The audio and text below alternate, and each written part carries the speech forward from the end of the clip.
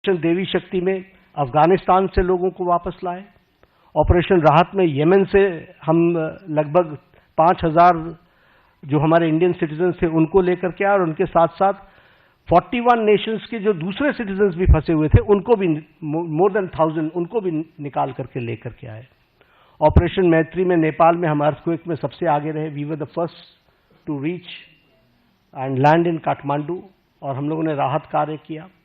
और अगर मैं ऑपरेशन वैक्सीन मैत्री की बात करूं तो ये बार बार मैं याद दिलाना चाहता हूं कि मोर देन 150 कंट्रीज में हमने वैक्सीन को पहुंचाया और हमने कोशिश की कम से कम 48 कंट्रीज को तो फ्री वैक्सीन दी गई है और ये वैक्सीन मैत्री में भी हम प्रोएक्टिव रहे।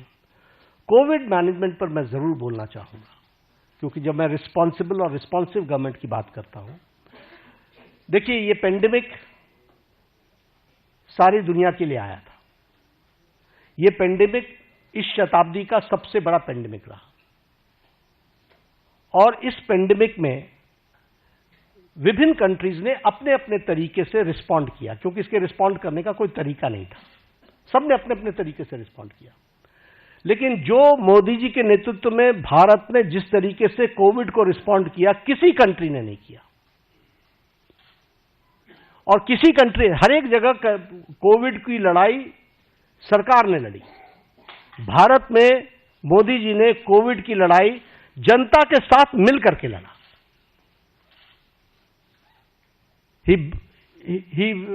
उन्होंने जनता को साथ लेकर के चलने का तय किया और इसीलिए जनता कर्फ्यू। दूसरे देशों में लॉकडाउन के खिलाफ आंदोलन हो गए, वैक्सीनेशन न लेने के आंदोलन चले, लेकिन भारत अकेला देश है जिसने 220 crore double dose free of cost लगा करके world's largest and the fastest vaccination programme हुआ है। तो आप बताइए कि ये रिस्पॉन्सिबिलिटी और रिस्पॉन्सिव सरकार का किस तरीके से उसको पूरा करने का प्रयास हुआ है। ये मैं कोविड के बारे में जरूर बताना चाहूंगा।